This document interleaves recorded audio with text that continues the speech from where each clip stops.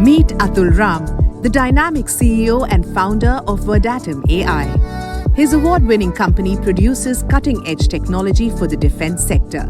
An alumni of the batch of 2014, Athul's entrepreneurial journey is nothing but phenomenal.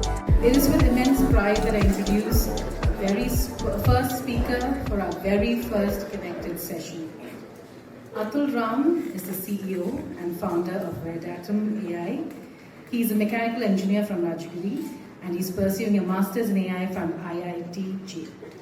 His company Verdatum produces cutting-edge autonomous systems and advanced sensing solutions for the defense sector. In the year 2022, Athul was awarded Best Startup Defense Innovation by ELCINA, and he has secured numerous research grants. With a prestigious client roster comprising public and private defense institutions, his expertise is unmatched. Additionally, he also serves as a VP of New Technologies for CMET Consultants Private Limited. Athul's remarkable innovative achievements will indeed shape the future of defense technology. Athul, the session is all yours. Don't worry, I'm not going to ask you to say good morning again. I don't think I've reached that age where I can ask you to ask whether you had breakfast or something like that. I remember that from school and being quite frustrated by that. So, as they said, my name is Athul Ram. I founded a small startup called Verdatum AI. We work with defense technology. So, when alumni first asked me to speak, and I'm not a great public speaker, right? In school, I think a lot of my teachers are here. I was very nervous to speak in public, right? I'm sure she knows. In first grade, I had to, Shiva and I had to carry me around because I was scared of the other kids, right? So, I really thought about what I could speak about, and I've spoken at quite a few places now, but speaking at school was something more visceral, I felt, So, I actually pondered quite a bit about what I should talk about, and I asked my friends as to what I could speak about, right? So, some suggested that I speak about my apparent and quite arguable success as an entrepreneur. But I could also speak about the many failures that it took to actually get to where I am right now, which is not fun. Then I could also speak about my career as an engineer, right? I could talk about the sheer joy and fulfillment you get from envisioning a product and getting that into the market and having people use it and say good things about it. Or I could also speak about, the hundreds of tries we've taken or the many failures we've done, the experiments which have gone terribly wrong. One time we were testing an equipment and it kind of exploded and, pieces went flying everywhere. So many such things have also happened. Or I could talk about being a defense mentor, right? It's something which is, I'm sure, very new to you. I could talk about how fulfilling it is to be of service to a nation. But I could also speak about the immense pressure you feel when you're supplying equipment to defense because it's critical equipment, right? It's something which would decide a battle and things like that. And even though we don't sell armaments or body armor or anything battle critical, we sell and produce a lot of sensors and all, which gives a lot of insight to people on the ground, right? So that's kept me up a lot. I've had more nightmares about my equipment failing than anything else. So that level of quality and that level of assurance is required in that. But then as I was thinking of all these things, what I noticed myself is, there's always something good with the bad, right? There's always something bad with the good, right? If you need to get to a place where you're comfortable, you need to be uncomfortable for the longest period. So for us, when we started up, right, I had some consulting experience and stuff, but I had no defense experience. I wasn't in the armed forces or anything. I was a mechanical engineer by craft, but I didn't have a lot of experience in sensing or anything like that, right? So we started from ground zero, basically. We got a grant from the government, and we started from that. And how we got to where we are today is by making tiny improvements, right? We take a small concept, we try it out, we'd learn about it, we'd fail at it multiple times, and then we'd improve upon it again and again and again. And that mentality is something which I wish I had a lot earlier, right? Maybe I wouldn't have sucked at organic chemistry so much if I had it in school, right? Because organic chemistry still scares me. Like benzene has given me a lot of nightmares as well, right? So that mentalities really helped us, right? Like I said, when we started out, we do a lot of electronics. We had no idea what a PCB is, what electronics is, nothing, right? In fact, our core team didn't have any electronic engineers at all. So we took something really small. We took a very simple circuit. We tried building it. It didn't work. Then we tried building it again. It worked. And then we improved slowly. And now we make some of the most advanced sensing systems in India, right? We are one of the only manufacturers of LiDAR and photodiodes in India, right? So that small continuous improvement, which the Japanese call Kaizen, is really what helped me. And I'm going to speak about that. And it just shows that it even works. Like everybody says, unless you have a lot of experience, unless you're naturally talented, you're a genius at these things, you can't really excel at a really high demanding field like defense, right? And like I said, in defense, anything you supply, including a small washer or a nut, an O-ring, anything, is super critical, right? And I'll give you an example as to how something which you will never think of would affect a country in a large way. Right, so there's a little story. So imagine it's 1983, right? It's the height of the Cold War. The US and the Soviet Union at each other's neck. The Soviets have moved their nuclear missiles into Eastern Europe. Americans have done that too. Everybody's on a head trigger, right? Any second there could be Armageddon. Everybody would launch nukes at each other, and the world as we know it would end. And imagine you're a Soviet lieutenant, right? You're sitting in a bunker and your duty is to check satellite feeds to see if US is launching missiles at you, nuclear missiles at you, right? So in 1983, this person called Stanislav Petrov, right? He was, in September, he was sitting in his bunker, he was watching his monitors, and suddenly, there was alarms going off everywhere, right? And it said that the US had launched one ICBM, an intercontinental ballistic missile, a nuclear warhead, on the Soviet Republic, right? So Soviet Russia, right? I don't think it's a republic. So you can imagine, you try putting yourself in that situation, right? Everything life as you know it, depends on whether you press a button and retaliate. And back then, the doctrine was MAD, or mutually assured destruction, right? If you get a hint that the enemy is attacking you, you fight back, right? And back then, there was thousands of ICBMs ready at each other side, right? And it would probably bring about Armageddon, nuclear winter, whatever you want, right? We'd all be playing Fallout at some point, right? So that is the pressure he felt, right? And I definitely have launched proudly, because if I didn't, then it was an actual nuke. I would spend my time making snow cones in Siberia or something, right? And my family will be there with me, because it's Soviet Russia. But then, even at that point, when everything against you, he kept his cool, and he thought, will the US really launch just one ICBM against the Soviet Russia? Like, they'll just, fire everything they have, right, to take out any retaliatory capability. And he said, okay, it has to be a false positive. And he didn't fire, right? He didn't inform his superiors. He didn't do anything. He just let it go. Then, moments later, 4 more missiles came, right? And then, he got a little suspicious. And back then, it's 1983, we didn't have, fiber communication or anything. He wouldn't know if the first one was actually an attack or something. Second one.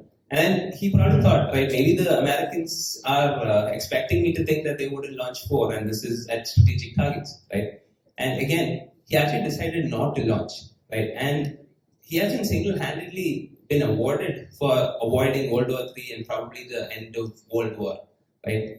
And eventually, even now, it's highly theorized as to what happened, but some say it was the rays of the sun at a particular angle which hit a Soviet satellite, and that caused a false positive. Some say it was a plane, a US plane which was flying in the air, and the radars gave off misinformation, right? So at some point in that chain, right, in this very long chain of ground defense systems, air defense, satellite sensing, at some point in this big chain, something probably very minor broke, right? And it kind of compounded into such a big issue. And that's what honestly scares me, right? Because we make a lot of sensing systems, and it's something which we work tirelessly to assure that it wouldn't fail. And something I always say is any idiot can get anything to work once, right? You want to make a flying car which works 9 out of 10 times, sure, that's fine, right? But you wouldn't drive in that, like every 10 times you go, there's one time you will crash, you wouldn't do that. So cars, the automotive industry, aerospace, planes, these things require very high levels of reliability, right? You're looking at around 5 nines, as in 99.999, of reliability, right? And unlike cars, which you know what parameters they'll run under, they don't have to run under gunfire. You won't go more than 60 degrees or anything like that, right? But with defense technology, equipment has to be rated for 120 degrees on the higher side and negative 20 on the lower side, right? These are the standards, and you go even higher for aerospace. So getting these things to work at that level every time is quite a difficult task. And again, how we got there is by finding out every failure case, every single thing which didn't work for us, and we would improve upon that. Right, that constant improvement. It worked for Toyota; it's kind of working for us. So that's what we are kind of sticking. Right. So that mentality, I feel, is very important because even in school, for me, I was a very nervous kid. Right. In 7th grade, one of my classmates thought I was mute because I never speak to any of my classmates, right? I was that silent. Obviously, she might actually she'd testify that she used to bully me when I was in 7th, so so that's not something which I was very comfortable with. Anytime I had to take on something new, I would get very intimidated because this is vast abyss of knowledge which I don't know, right? And that was very intimidating, right? But then slowly I kind of change that. And, now I kind of feel excited by things which I don't understand anything about, right? I like learning about new things. And recently we made something called photodiodes, right? First group is here, right? I think physics here. So you must have learned about photodiodes and transistors and stuff. So right now we are indigenously manufacturing our own photodiodes because, for defense that's very important. You must have heard of Russia, Ukraine and all, and how Ukraine is very dependent on foreign imports. So we are one of those firms which help reduce our dependence on our foreign counterparts, right? We are very dependent on Russia, we are very dependent on America, so we try to reduce that dependence, right? And we can argue all day about the ethical implications of being a defense center, I welcome that. But, I only admit it's a necessary evil, right? In a perfect world, every country and everyone would hold hands and sing Kumbaya, but that's not the world we live in, right? We need the military, we need a military-industrial complex, right? I think that's what I believe, right? And I used to be a part of IUN, and we've had a lot of discussions about these kind of things, and I think I used to be on the other side. I used to argue against Lockheed Martin and things like that, but now they're legends in the industry, and you see how time will change you, right? So that's kind of how we started, and that's kind of the methodology we were adopted into getting where we are. So currently, I'll just show you some of the things that you're working on. So this is why we do what we do. So all of us, we believe that democratization of technology is really important, right? The more access you have to technology and knowledge, the better lives you can lead. I don't think anybody would disagree on that, right? And you can think about your fellow students in the US and things like that who have access to much more. So that's something which we wanted to change because when we started out, we wanted a sensor called LiDAR, right, for one of our projects. And we asked the US company for it. And they said that they won't sell it to India, right? They're like, it's export ban. You don't want any company outside the US to get it. So, obviously, being a fresh graduate, I had a wrong idea about my capability, and we're like, no, we can make this simple, come on, And what we thought would take like 3 months, it took us 5 years.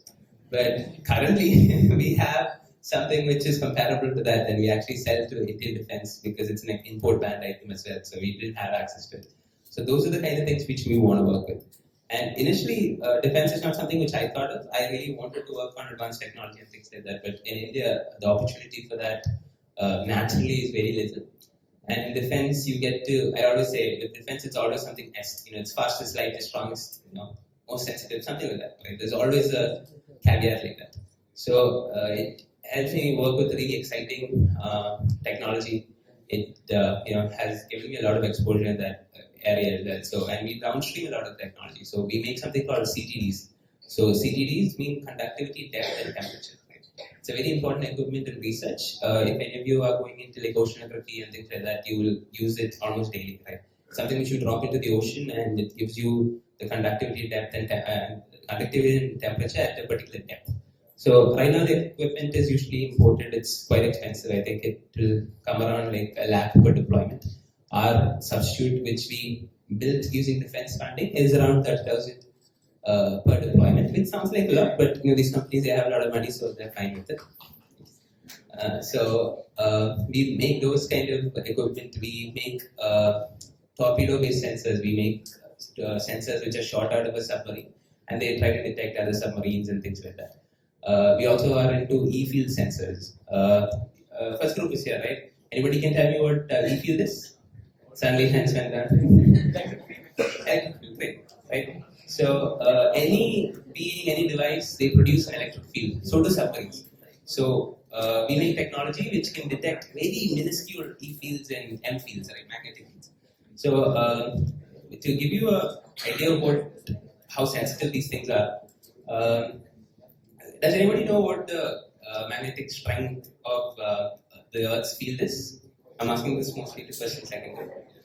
I can ask finance questions if it make you feel included, but Anybody? You can guess. 3 into 10 raised to minus 5. 3 into 10 raised to minus 5. minus 5. 5.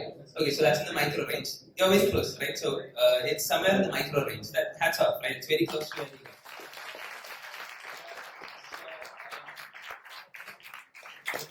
are. There's a field which is in the micro Tesla range.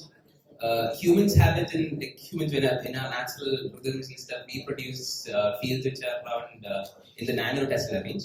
We make sensors which measure picotesla. Right? That's 10 raised to minus 5, if I'm not mistaken.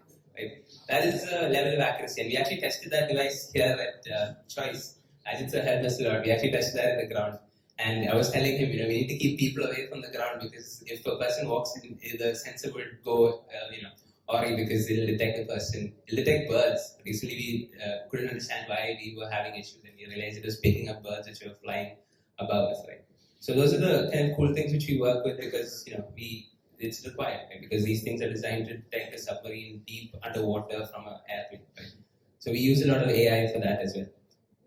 So this is another product which we have. These very inconspicuous looking boxes control some of the big drones and ships, autonomous agents, which we make, and the Navy also has. So this is one of our products which we've made. So this is what I was talking about. This I don't know why this is on there, but this is the e-field output of the graph, right? So you can see the different changes and things like that, right? I'm not going to go into it much, especially since there's non-science students here as well. And Rahim already looks really, like, what is this kind of thing? So this is the LiDAR device which we are talking about. This is the import substitute. This is what we build and produce as well. This LiDAR, I'm sure you've heard of it, right? A lot of Mercs and Audis and all have LiDAR now. They're using it instead of radar because government doesn't ban radar as easily. Right? We also make radar systems, but not for automotive applications. So this is something like that. But what you see on a car is a small device which is meant to detect another car and not crash into it.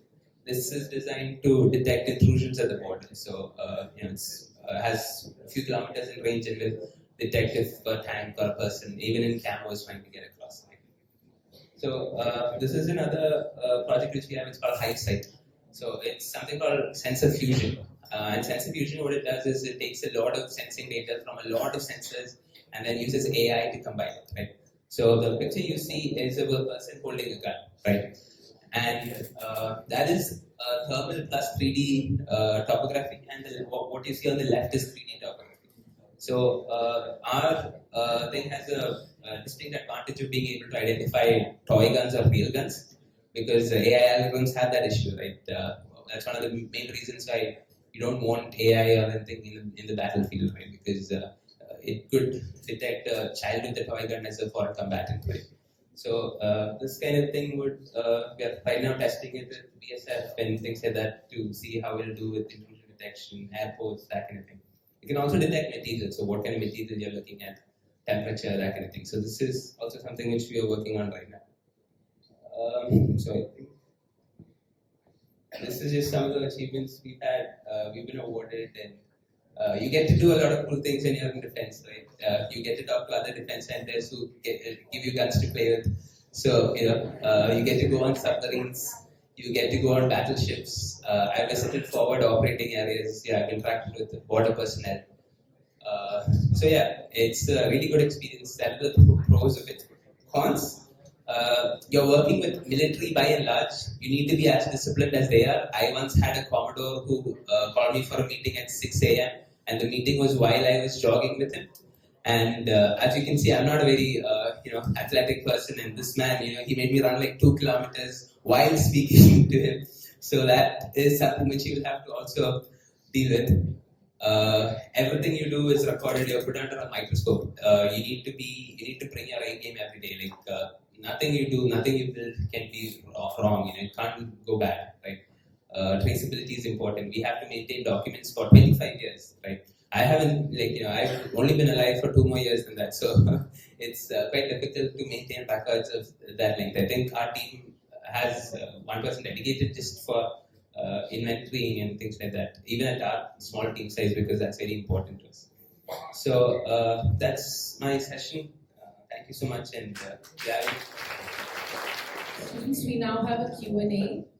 Anyone who's interested in asking a question, and you must ask because you can gain a wealth of information from Athul. So please raise your hands and ask. Yes. So when you started with Athul, you told that there were a lot of experiments which lead to failures. So those failures might have cost a lot of expenses. So how long did it take you to recover, and how long did it take your company to be profitable? So that's a 2-part question. So profitability of a company is, I would say, very different from the experiments you do and the expenses you incur at that. So when I started out in college, we got a grant, right? We got a small grant. I think it was around 10 lakhs, and that is money given to us by the government so that we can experiment with this technology, right? So our approach is, we assume we know nothing. We're going to fail anyhow. So we do budget for multiple failures in that grant itself. So we're going to expect that. And if it doesn't fail as much, great. We have some money left over to do something else with. Right. So I think even when you join, if you're going for a scientific pursuit or you're doing research of any kind, you have to account for that. Right. You have to account that you have to have a fallback. You have to have a redundancy plan. If the first thing you thought of didn't work, you have to think of something else. Right. We have a system which dispenses pepper spray automatically, and testing that is quite a pain. I'm very used to the feeling of pepper spray, So that probably maybe because I wasn't great at chemistry. I think Shailja was just here, but so maybe if I had listened more in chemistry, that wouldn't happen. But you just account for that as well. Profitability of the company. So companies are not expected to make profits in the first few years, and I don't think we turned the green until our 4th year, I think, which is still good for a deep technology company, and I think that is one of the few perks of defense. They pay relatively well. Payments are on schedule, and there's nothing which you can't ask for, right? Like you want the fanciest equipment, they'll understand, right? That's something which you can do. So there, in that case, we've been very fortunate, and then we've had that planning, right? I think financial planning is very important, whether it's for a company or for an individual.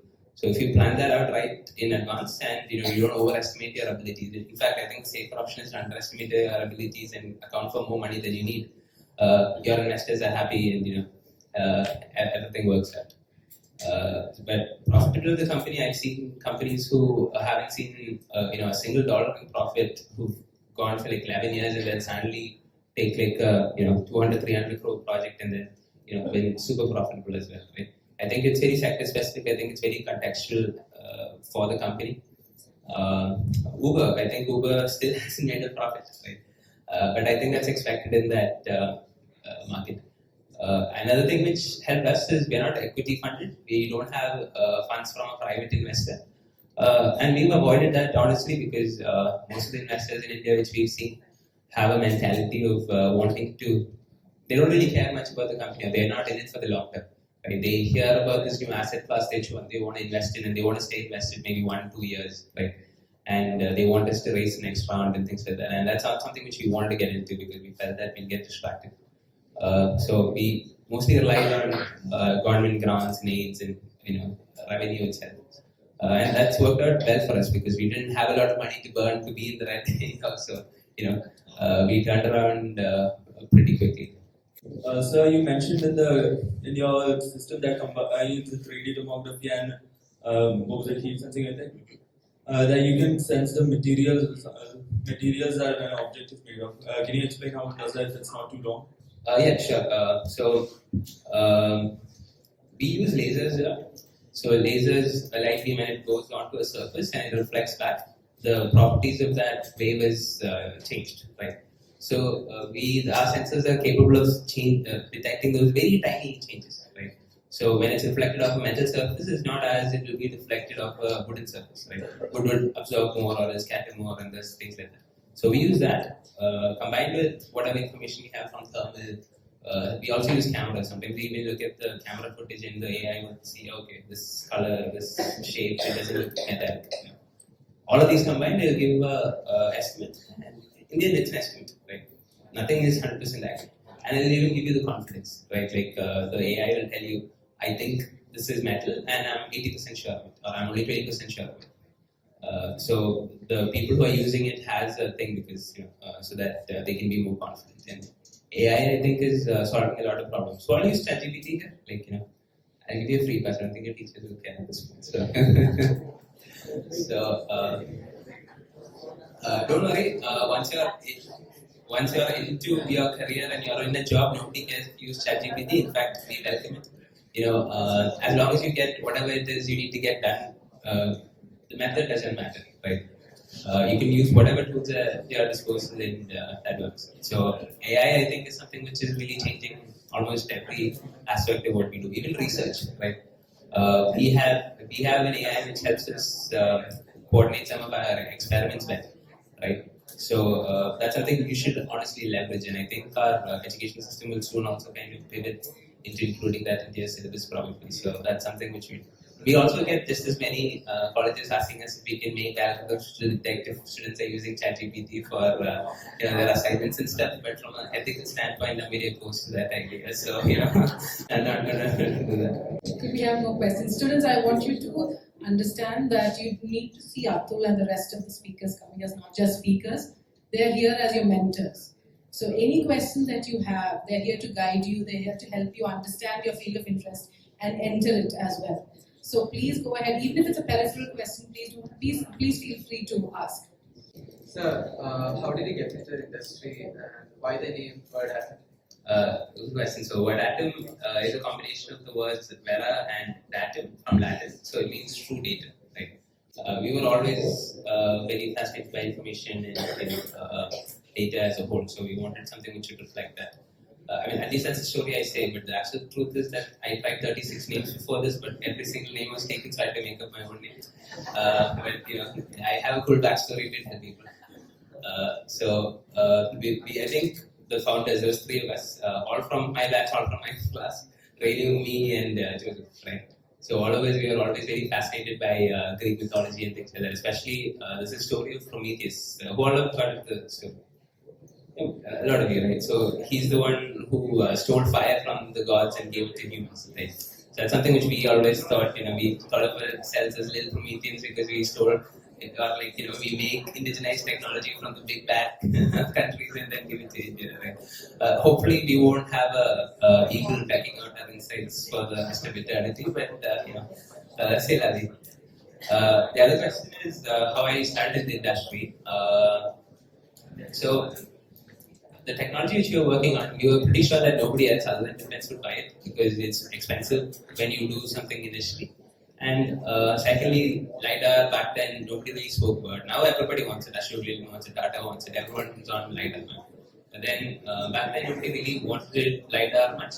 So what we did was we made a prototype and we actually went to Expo where there was a lot of DRDO scientists, right? And some of them were complaining about how it's difficult to get LiDAR and things like that. And we pop in magically and we'll be like, do I have a solution for you? So that was one way.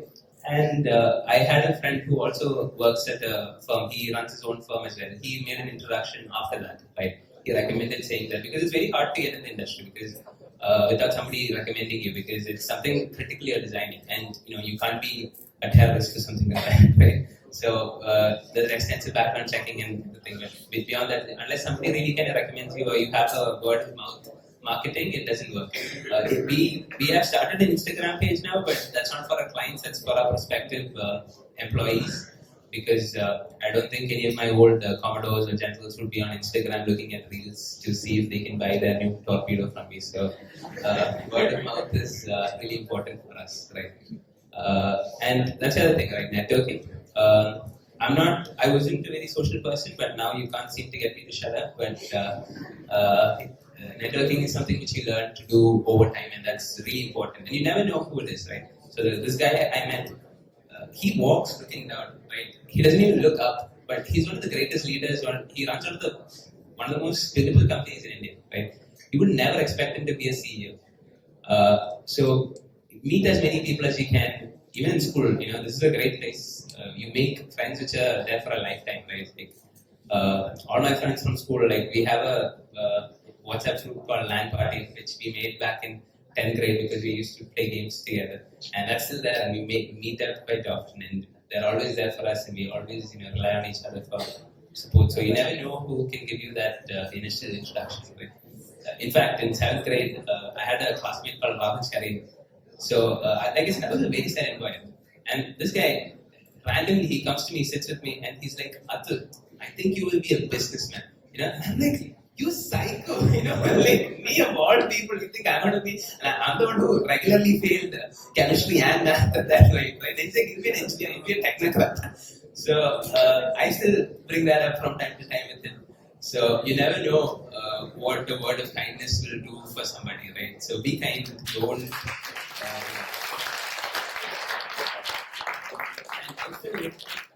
actually look up to him. If he came to me at some point, and if it includes larceny also, I'd probably be a for it.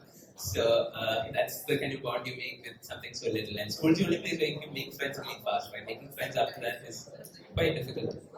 In school, you can draw a cool robot and your friends to life, and that's kind of how I met a lot of my best friends. Any other questions? Sir, I just want to ask you one thing, that is, why did you decide to choose defense technology out of all the technological fields that are out there? Being someone who's out of studying mechanical engineering, why did you choose defense technology in a very niche field? That's a good question. It's a hard one also.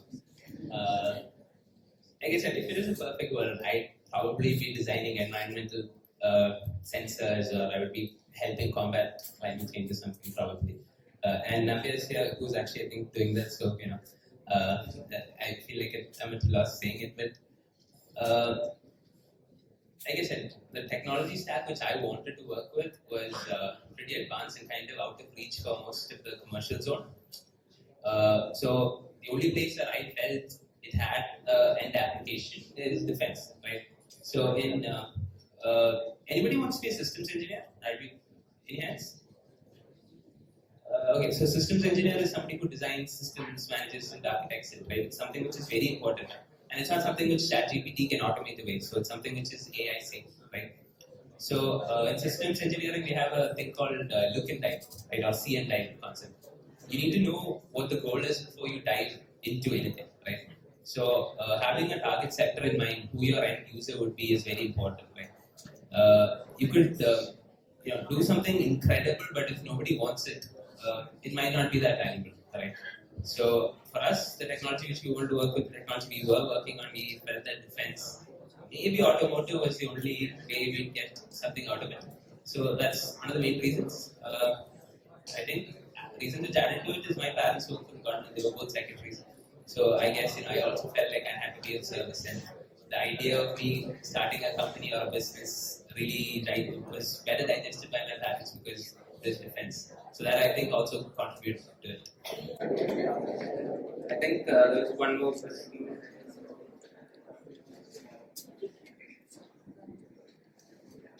So you mentioned that you use AI to differentiate between materials, developments, fake points, or whatever. Do you really think that AI has reached a level where we can say it's accurate and we can actually believe its predictions? Because it's really good. No matter how simple it is, no matter how complex it is, equipment will eventually fail. Even if you have 9-digit, 9 nines or 10 nines, you have 99.999, that kind of percentage accuracy.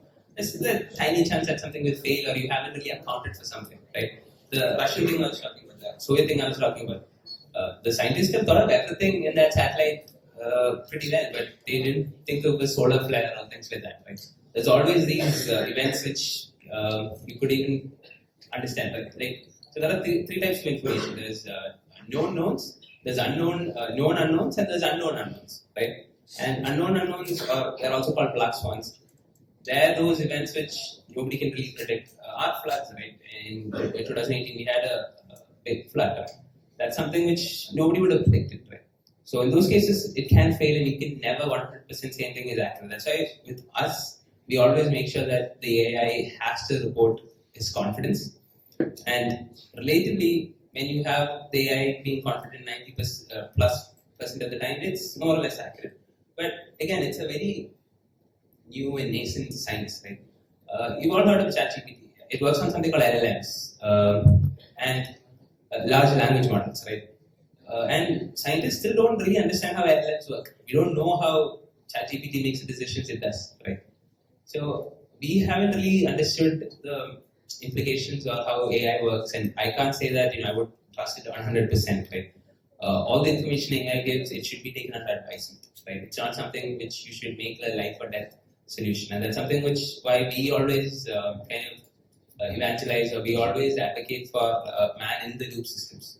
As in, eventually a person has to decide if it's the right thing to do or not. Right? So I wouldn't say that it's 100% trustworthy, but then it helps a lot. Right? We have time for one last question. Right, so first of all, it's an honor to be speaking to you. So my question is, it's not regarding whatever you should. I don't have the capacity to fully understand that. But the doubt I have is, AI was made to think from the point of view of a human. So do you think that in a couple of years, humans would perhaps be asked or trained to be thinking like some form of AI? I think it's more of a philosophical question, and I think for my sanity, I generally avoid as an engineer asking too many philosophical questions because I sleep very little as it is. But the trend I see, so IBM, the CEO right now has announced that around 60% of its workforce should be automated away by AI, right? And I think thinking like an AI would be quite a difficult task. There are implants now.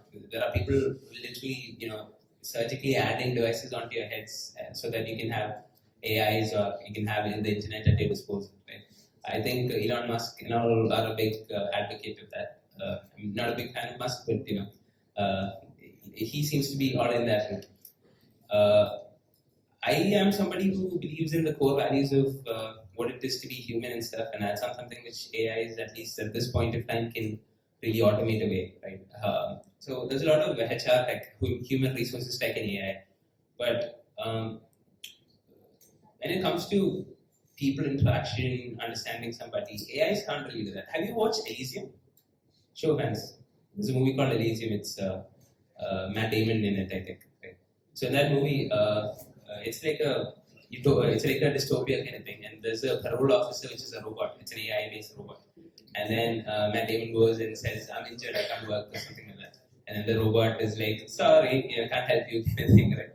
So that kind of jobs and that kind of thing, you can't really do that, and I think it would. If you ask me, I think getting humans to behave like an AI would be the wrong move to make, right? I'll give you a good example. So when the Industrial Revolution started, right, the early 20th century, before cars and all came, everybody used to go on horseback and things like that, right? And when cars came, there was a big issue with it, right? Everybody was like, oh, everybody's going to go out of jobs, stable workers are going to go out of jobs, this, that, there'll be less work in the farms, this, that, and everything, right? But now, in hindsight, we know that that's not what happened, right? The Industrial Revolution employed so many people, right? And in fact, it has shown that stable workers and people who deal with horses and things like that made more money after the Industrial Revolution because they were more valued, right? And I think that's what's going to happen here. You see Infosys and all these recruiting in enormous amounts. That's going to come down. But then the jobs which really matter, the design jobs, the people jobs, all those jobs would be more valued. You'd be paid more for that, right? And even at a company as small as us, we've seen that right now with a lot of the automation. I don't have to hire too many people. I can pay more to a single person, right? So that is the positive outlook I have, but I'm biased. So time will tell, I guess. I don't think we'll be wise enough to say what kind of jobs are there, because if you go back in time and see my great grandfather, even my grandfather, and ask him, tell him, oh, farming, Kerala, there's not much property left. What do you think your grandson is going to do? I don't think he's going to be like, oh, my grandson will, work on LiDAR and start a defense company, right? So you'd be surprised at how much things would change really quick. So I guess time will tell. I don't really have a perfect answer for that, but I am on the side that hopefully we wouldn't take out that human aspect from all our processes. Very impressive, Athul. I just had a quick question. You are a registered member now with the Indian Defense, yes, correct? Yes. So what I wanted to ask you from a business perspective, what is next for Vedatum? What is your 5-year plan, and what is stopping you from approaching other governments like American Defense for sales or Russia? Or are you limited to India because of any kind of NDA, or you restricted for any reason? That's a great question. So I'll answer it backwards. So we're not restricted in a lot of things which we work with like India. I think we are allowed to sell it to foreign nations, except land bordering nations, because we've had issues with it. We have some restrictions selling to some Middle Eastern countries as well. But beyond that, we're not really restricted in selling to foreign countries. And that's something which is the government right now kind of promotes. In fact, whatever you export is not counted against you or any figure for you to be an MSME or a startup. That's a benefit they've given. So I think we're not at that size where we can really, all said and done, we're like 12 people. And it's not something which we take very large projects, but it's not something which we can carry on to another country easily. You need a lot of logistics, you need a lot of people supporting that. And compliance is very important in defense, and different countries have different compliance measures. Right now we are part of a delegation which is to Africa and stuff like that, and we're discussing what we can do for that. So there's a lot of countries which depend on India for their defenses. Indonesia, Taiwan we've been talking to now, and all these things. So those are potential avenues, like you said, in the next 5 years. We do want to expand to foreign markets. Coming to the 5-year plan, what we really want to focus on is autonomous systems. So we want to make, so right now we make all the subsystems for a drone. Right? We make the thrusters, we make the control systems, satellite communication, all that we do. But we don't really make the drones themselves. So we are looking at a project to build a drone ship right now. And the Ukraine conflict has really shown how important that is, because you see like these little, $200,000 crafts autonomously taking down, battleships and things like that. So those things are very important now, and that's something which we want to get into. Our vision is kind of to be a player which really provides IDDP, so Indian developed, designed and produced, because a lot of firms right now just rely on foreign imports. They assemble it here and sell it. We don't want to do that. We want to give everything ground up from India itself.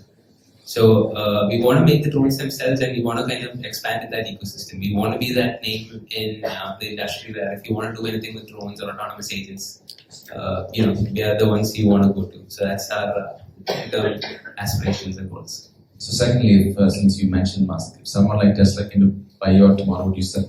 Excuse me, sir? You mentioned your dislike of Musk, but I was just asking as a business, if someone like Tesla came to buy you out tomorrow, would you sell? If I had to work for him for the next 3 years, definitely not. Because what I said about Musk and all is not anything to do with him, his business, his technology or anything, but more like him as a person. I find him very obnoxious. And Tesla as a whole, they have a lot of issues with pipeline, and I feel like they're a little overvalued right now, because they're more valuable than Toyota. Toyota makes more cars in a day than Tesla probably makes in a year. So I feel like they're a little overvalued, and I think the stock is correcting right now. And he has his hands full with Twitter, X now. I mean, that's like, I don't know, like even me being like, like 5 years into a business, even I feel like that is not the greatest move to make because there's so much branding attached to it. And I am very picky about people I work with. We turned down investments simply because I didn't like the vibe of the person. And I think that maybe it's, I don't know, my generation kind of thing. The vibe is very important for me, right? I have turned down so many things because I felt the vibe was off. So I've always been more of the old school kind of person who believes in the core values of the company and the business and stuff. I don't believe in overinflated numbers and stuff like that. And I feel like Musk is kind of riding that wave. So that's mostly why I don't really look up to my. I really look up to the old like titans of the industry, like Tata and J.R.D. Tata is like somebody who I always found fascinating because he did a lot of first for India, right? First Cancer Research Institute, first pilot, first airline, so many things. So those are the things which I feel like brought real value to the industry. So if possible, I'd like to have somebody who I look up to and respect to buy me out. But that might be just what do you say, hubris at this point. But time will tell. Thanks. Oh no, I feel like she's gonna bully me again. That was a lie. I don't agree with that. But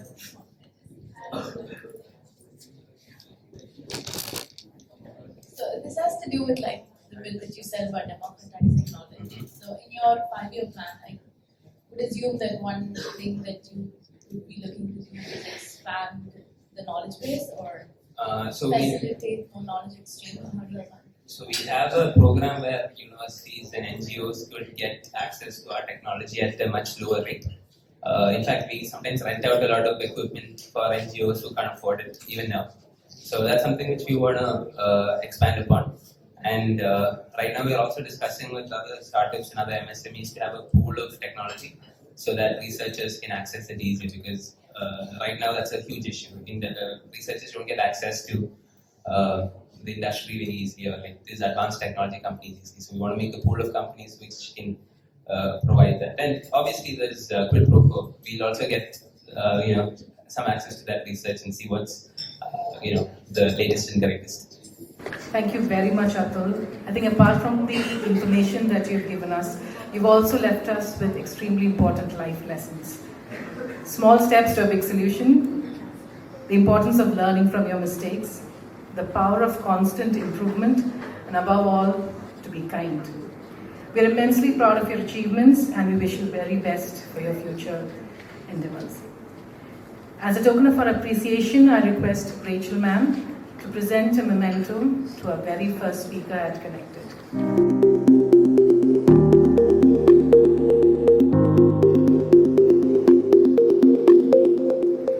Distinguished guests, faculty members and my dear friends, a warm good morning to one and all. Today, I stand before you to express my gratitude for having come together to celebrate the beautiful bonds that we have created today. Here at the Choice School for the past long years. Let me, on behalf of the entire school community, express our deepest thanks for this initiative and its success that has brought us together today. First and foremost, let me extend my gratitude to our esteemed founder, Mr. Jose Thomas, whose insightful vision has always resonated within us. In the same breath, let me also express my sincere appreciation to Mr. Athul Ram, founder and CEO, Vedatam AI, for taking time off his busy schedule and being with us today. We enjoyed hearing about your career and your passion for artificial intelligence. I'm sure many of us have been inspired to look into the field. School alumni has always provided us with platforms to celebrate excellence, acknowledge the past, and embrace the future. We are grateful for their collective efforts in making the Choice School flag fly higher every day. Let me also thank all other dignitaries, guests, alumni, our principal, vice principal, teachers, and support staff for making this possible. Let's make Choice rise greater again. Thank you. With this, we conclude the very first session of ConnectED. There are more coming up, very interesting speakers. And if you have any questions at all, you can pass it on to the Alumni Council and we shall pass it on to the speakers. Thank you so much for your participation, for your attention. Thanks once again to all the dignitaries, Rachel ma'am, Ajit sir, and of course everyone else. Atul, big thanks to you. This was